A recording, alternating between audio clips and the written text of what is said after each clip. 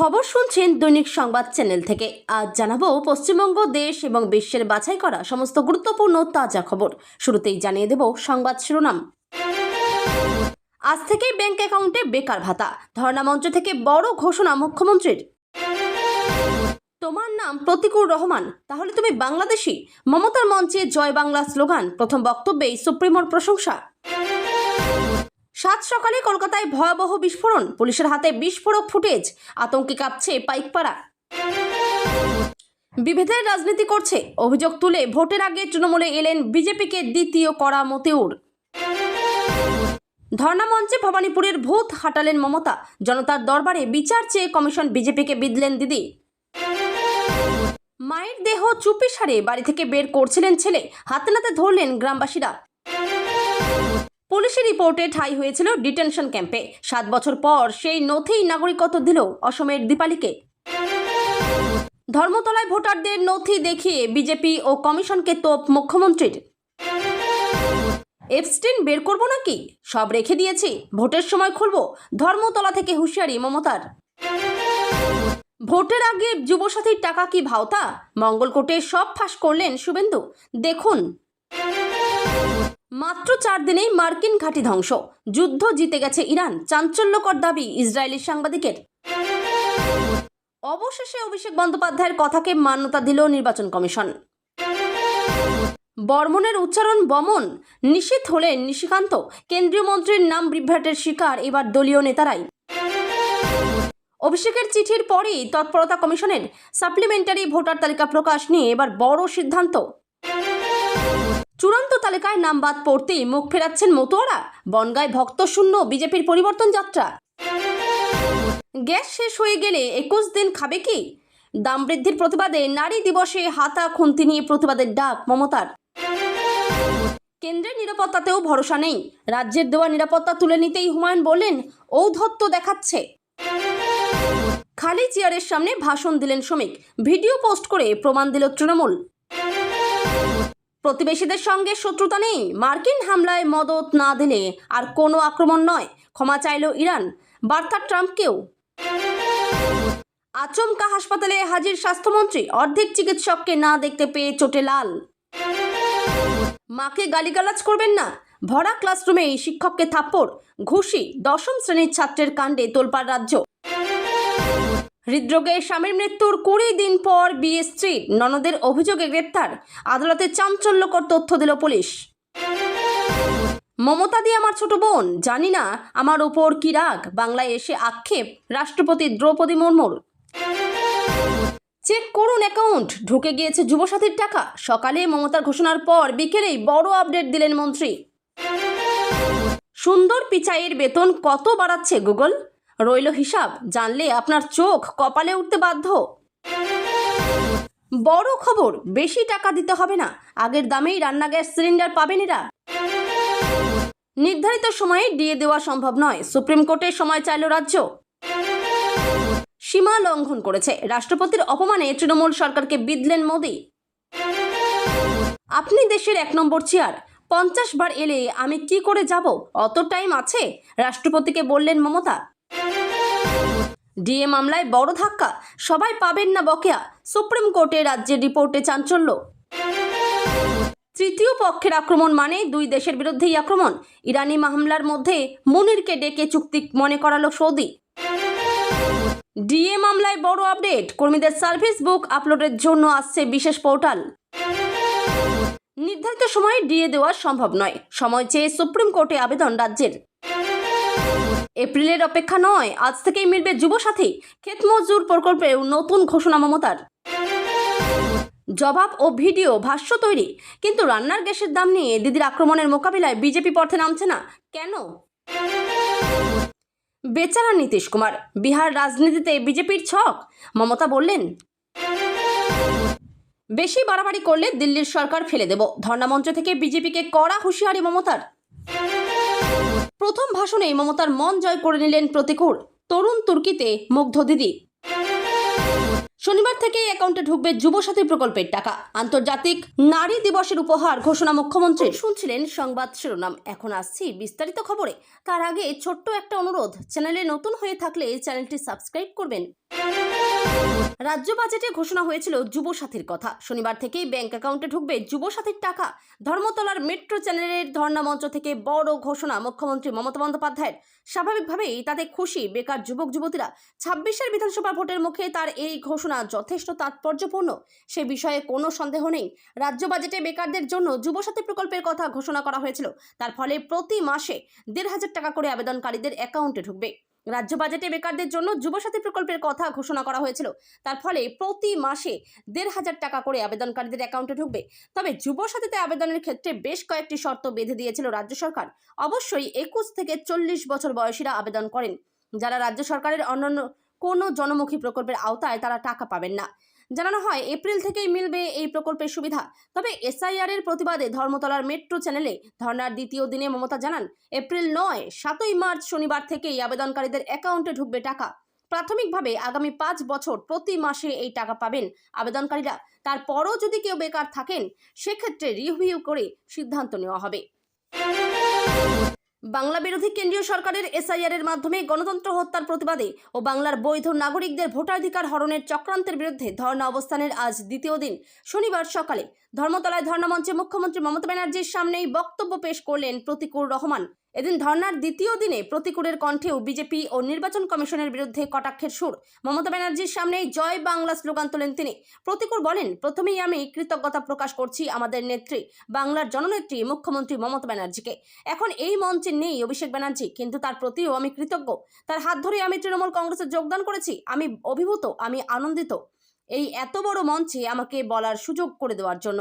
এরপরই প্রতিকুর বলেন, সংবিধানের যখন প্রথম পাতা খুলে আমরা দেখি তখন বড় বড় স্পষ্ট করে লেখা থাকে we the people of India. এখন দুর্ভাগ্যের হলেও সত্য, এই বিজেপি আসার পরে আর এই জ্ঞানেশ কুমার আসার পরেই জিজ্ঞেস করেন who the people of India.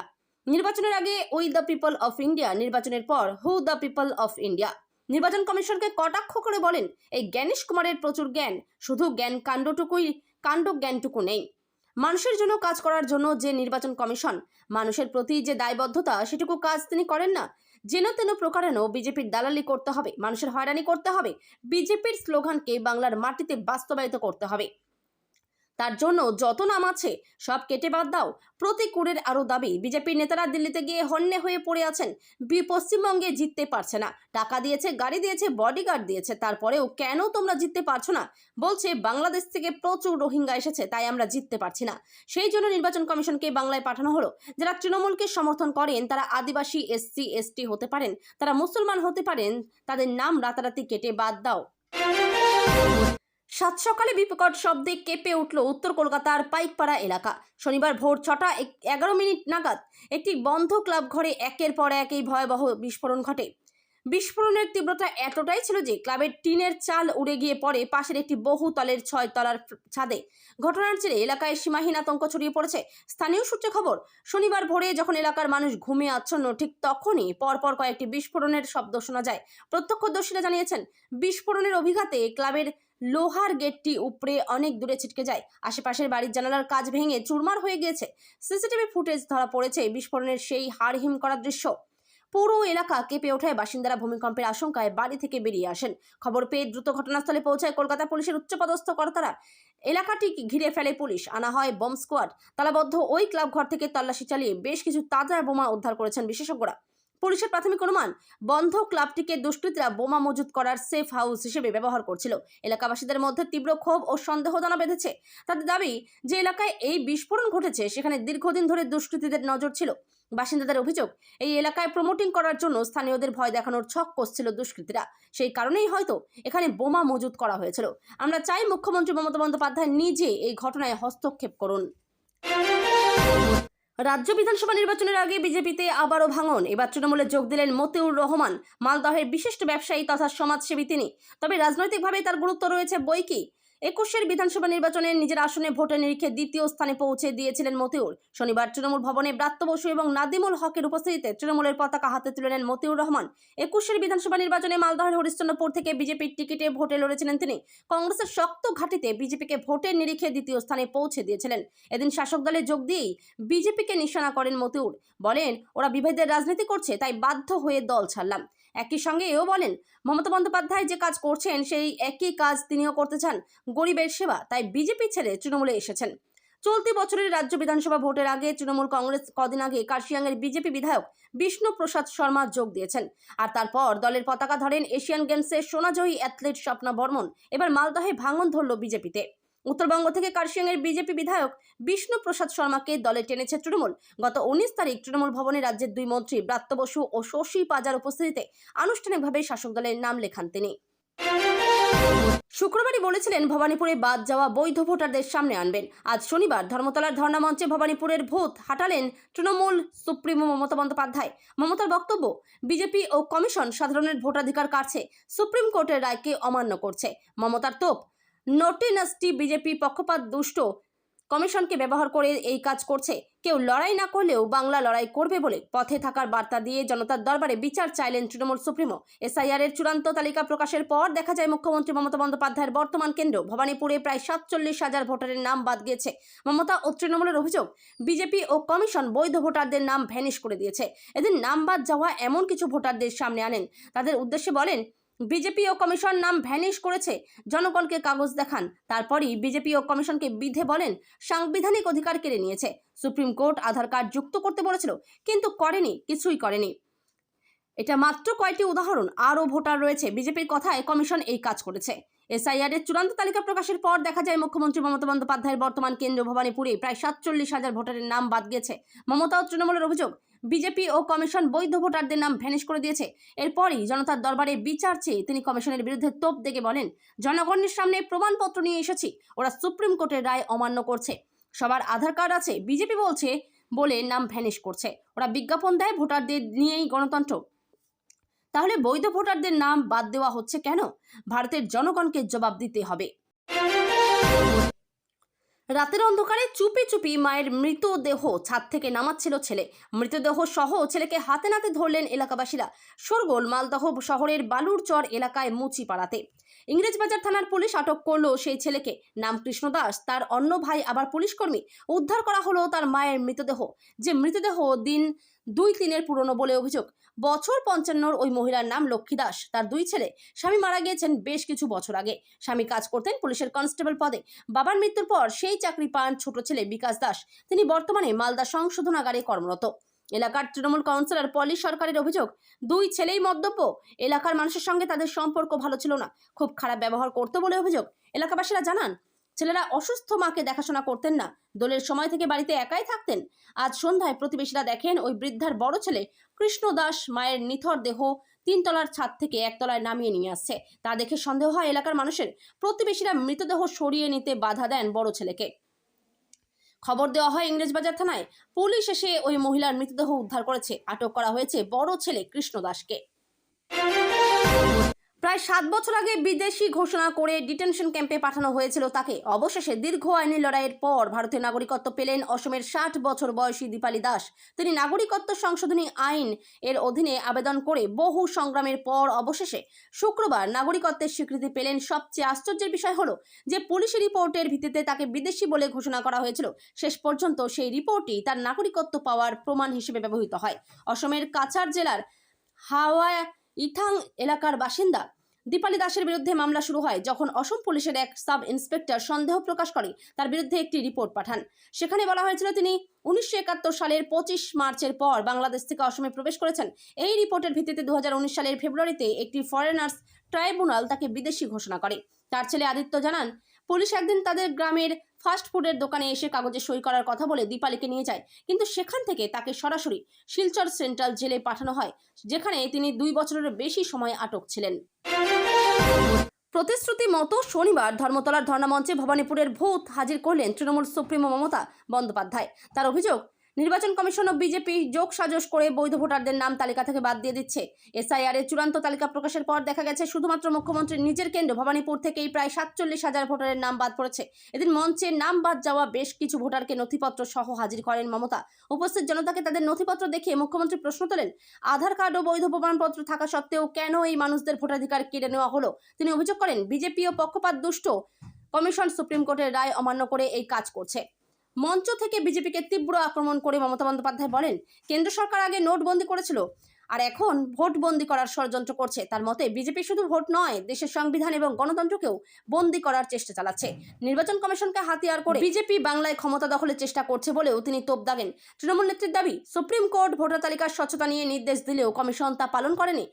এই অবিচারের বিরুদ্ধে তিনি জনতার দরবারে বিচার চেয়েছেন এবং হুঁশিয়ারি দিয়েছেন যে লড়াইয়ের ময়দান থেকে বাংলা পিছু হটবে না এবং বাংলার মানুষই ব্যালট বক্সে এর যোগ্য জবাব দেবে।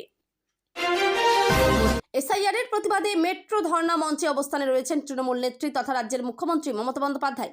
বিধানসভা ভোটের আগে এসআইআর ইস্যুতে শোরগোল রাজ্যে। চূড়ান্ত ভোটার তালিকা প্রকাশের পর 60 লক্ষ নাম বাদের ইস্যুতে শুক্রবার থেকে ধর্মতলায় ধর্ণায় বসেছেন মুখ্যমন্ত্রী মমতা বন্দ্যোপাধ্যায়। শনিবার সেই মঞ্চ থেকেই ফের একবার বিজেপিকে নিশানা করলেন তিনি। রান্নার গ্যাসের দাম বৃদ্ধির ইস্যু থেকে শুরু করে সব নিয়েই সরব হলেন মুখ্যমন্ত্রী। কেন্দ্রকে নিশানা করে মমতার প্রশ্ন, রাষ্ট্রপতি শাসনের পরিকল্পনা করে গেলেন নাকি রাজ্যপাল অবধি বদলে দিলেন, তামিলনাড়ু থেকে রাজ্যপাল পাঠাচ্ছেন। এরপরেই তিনি বলেন, বাংলাকে জয় করা অত সহজ নয়। এই প্রসঙ্গে তৃণমূল নেত্রীর মত, যতই করো হামলা আবার জিতবে বাংলা। বাংলার ভোটের পরে টার্গেট দিল্লি, সারা দেশ ঘুরবো, বাংলা নিয়ে জ্বলছো, অপেক্ষা করো, জবাব পাবে। এরপরেই কেন্দ্রকে উদ্দেশ্য করে বোমা ফাটান তিনি। তুলে আনেন এপস্টিন ফাইলের কথা। এই প্রসঙ্গে তিনি বলেন, এপস্টিন বার করবো নাকি বের রেখে দিয়েছি, ভোটের সময় খুলবো, জেনে রেখো বাংলা মরে যায়নি। প্রসঙ্গত, বিকৃত যৌন অপরাধমূলক কাণ্ডের মূল আলোচ্য বিষয় হয়ে উঠেছে এপস্টিন ফাইলস। ব্যবসায়ী জেফ্রি এপস্টিনের বিলাসবহুল দ্বীপে বিভিন্ন যৌন অপরাধমূলক সংগঠিত হতো বলে জানা যায়। ওই দ্বীপের সঙ্গে নাম জড়ায় মার্কিন প্রেসিডেন্ট ডোনাল্ড ট্রাম্প, ইসরায়েলের প্রধানমন্ত্রী বেঞ্জামিন নেতানিয়াহু, প্রখ্যাত বিজ্ঞানী স্টিফেন হকিংয়েরও। অভিযোগ ওঠে, এই এপস্টিন ফাইলে নাম রয়েছে দেশের প্রধানমন্ত্রী নরেন্দ্র মোদীরও। এবার সেই বিষয়ে হুঁশিয়ারি দিলেন তৃণমূল নেত্রী মমতা বন্দ্যোপাধ্যায়। আজ থেকেই অ্যাকাউন্টে ঢুকবে যুবসাথীর টাকা। ভোটের আগেই চমক মমতার। মঙ্গল কোর্টে পাল্টা বিস্ফোরক মন্তব্য শুভেন্দুর। ভোটের জন্য মুখ্যমন্ত্রী বিভ্রান্ত করছেন। 1,500 টাকা দিয়ে মুখ্যমন্ত্রী ভোট কিনতে চাইছেন। হিন্দুদের সব ভোট পদ্ম ফুলে দিতে হবে। মোদিজির ছোট গ্যারেন্টার হলাম আমি। নতুন রাজ্যপাল তামিলনাড়ুকে সোজা করে বাংলায় আসছেন। মুসলমানদের ভোটে এমপি হয়েছেন মহামৈত্র। মমতা বন্দ্যোপাধ্যায় আদিবাসী বিরোধী। আজ বাধ্য হয়ে মুখ খুলেছেন মাননীয় রাষ্ট্রপতি, মন্তব্য করলেন বিরোধী দলনেতা শুভেন্দু অধিকারী।